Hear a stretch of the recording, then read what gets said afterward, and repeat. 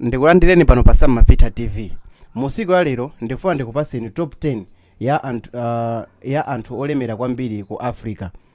Ngakhale dera lathu lino la Africa kuli anthu ambiri osachita bwino, komanso anthu ambiri amene amakhala mmoyo wawo wa siku ndi siku akudya mozimana. Pala anthu ena amene anapeza mwayi kuzera mu mabizinesi, ena muzomangamanga, komanso ena mu mafakitale, komanso ndi migodi. Musiku ya lero ndikupasirani ndandanda wa anthu 10 amene anachita bwino kwambiri mu zinthu zawo nkukhala mu list ya anthu olemera kwambiri. Pa number 10 pa ndandanda wathu wa anthu olemera kwambiri mu Africa ndi Patrice Motsepe. Patrice ndi mkulu wa migodi ku South Africa, komanso ndi mmodzi mwa anthu olemera kwambiri ku Africa yemwe ali ndi ndalama zokwana 3.1 billion US dollars. Iye anabadwa pa 28 January 1962. Pachiyambi mkulu analozichepesa kwambiri.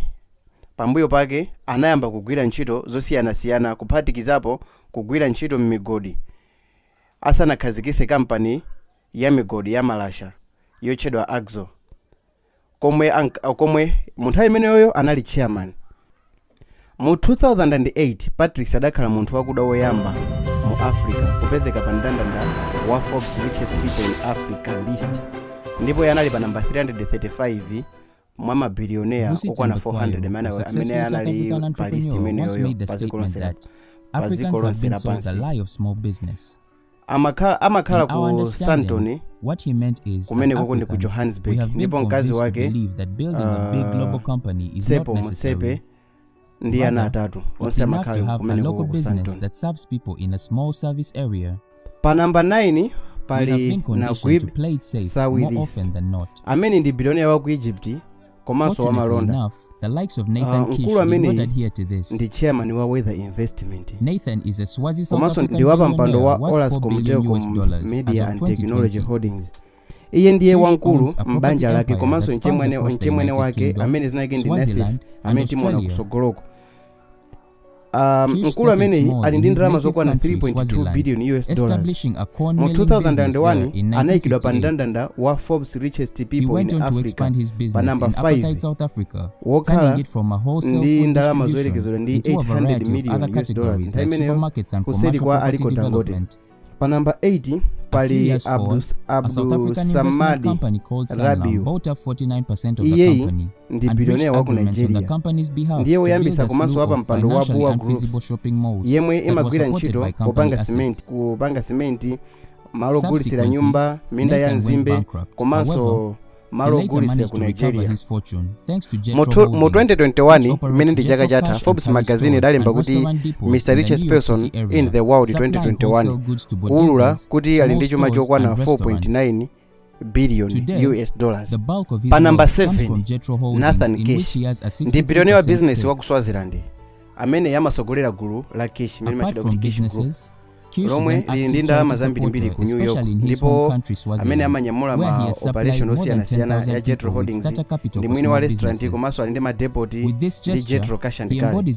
Gulu ili lilinso ndi ndalama komanso lilinso ndi ndalama zankhaninkhani ku Australia, Eswatini, UK, United States ndi ku Israel. 6 pali Rehab Isad amene ndi wochita business komanso amene anayambisa kampani yake yochedwa 7. Kampani imene imapanga zinthu zosiyanasiyana kuphatikizapo zisulu, amapanganso mazi, amayeresa mazi, amapanga zida za nyumba zogwirisira ntchito nyumba zimene zinthu zosiyanasiyana.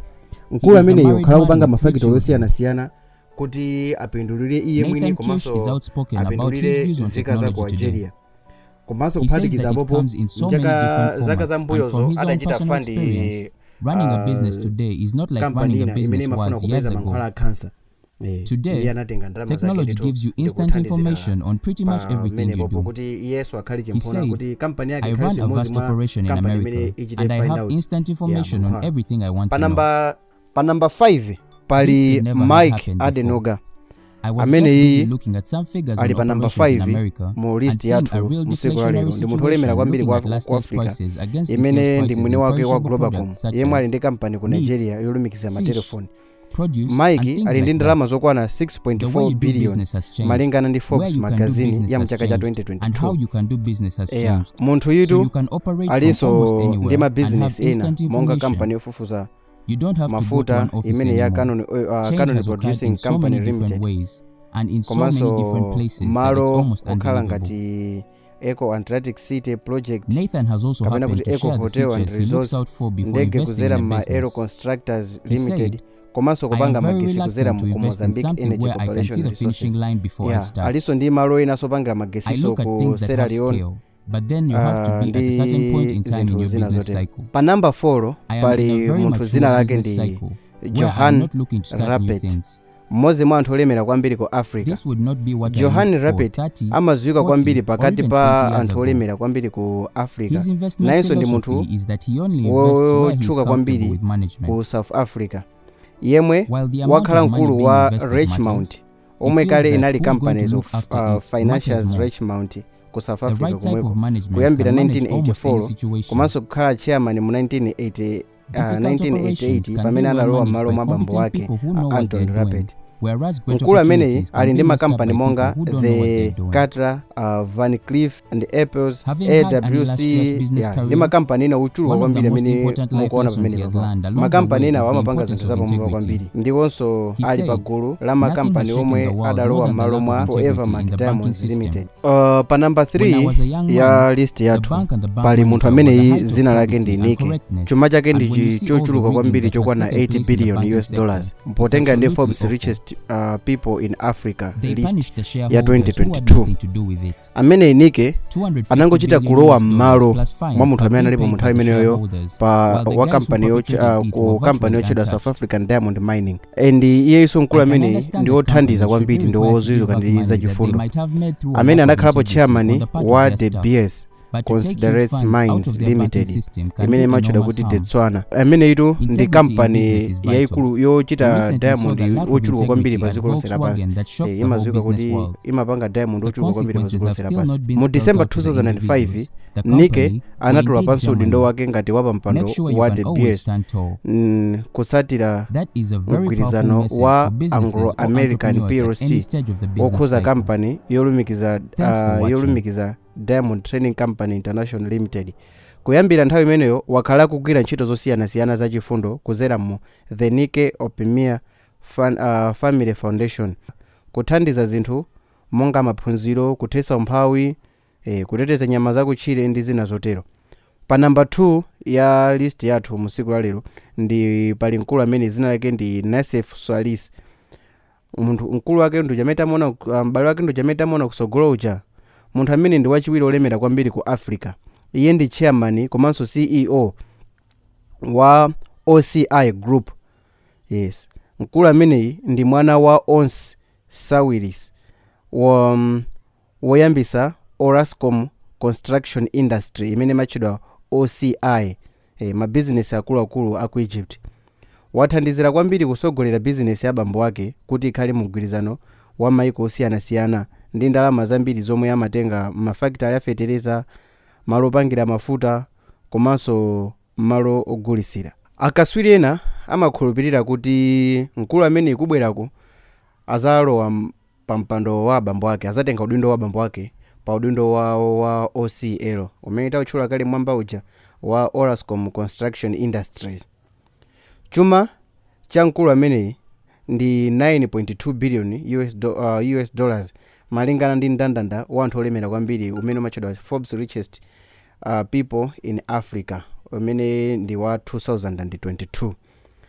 Pa number 1 pa list yathu pali mkulu amene zina lake ndi Aliko Dangote. Dangote ndi wa business wa ku Nigeria yemwe ali ndi gulu la Dangote imene machedwa kuti Dangote Group. Gulu lomwe limapanga ufa wa tirigu, amapanga simenti, komanso amapanga zowenga mafuta. Aliko Dangote ndi munthu olemera kwambiri ku Africa mu 2022 yemwe ali ndi ndalama zokwana 11.9 billion US dollars. Mkulu amene chuma chake anachipanga kuzera mu ma investment akuluakulu aku Nigeria, masektaso osiyanasiyana. Dangote Group mafactory ambiri ophatikizapo panga bread amene matchedwa kuti Dangote Flour Mills, yomwe imapanga pafupifupi magawo awiri mwa magawo atatu aufa wa tirigu ndi opangira pasta ku Nigeria kumene koko mogwirizano ndi license imene komanso kuphatikiza apopo iyeyi mapanga cement ochuluka kwambiri kuzera ku Atlas Cement Company. Ali ndi magawo mmakampani opanga katundu monga Benso Development Corporation ndi Josta Engineering and Infrastructure Limited, kampani yoyo opangira mafuta imene ikuphatikizapo ya ku Port Harcourt Refinery Company. Fertilizer imene kampani opangira fertilizer yake imene imachedwa kuti National Fertilizer Industries. Komanso kuphatikiza popo ali ndi ma gas stations kuzera ma Eco Fuel African Limited. So iyi ndi ndandanda wa anthu okwana 10 amene ndi anthu olemera kwambiri mu Africa. Yes, ngati mwayikonda video iyi please subscribe, muchite comment pamene mukuona kuti mukufuna mutayankhulapo china chake, ngati muona pena pake kuti pakufunika kupata konzedwa. Zina langa ndine Sam Mavita. Iyi ndi first episode ya ma episode amene ndikhale ndikupanga kusogoloko. This is Sam Mavita TV. Chimene ndingakupempheni kuti mukhale anzanga muchite subscribe. Thank you for watching. Bye.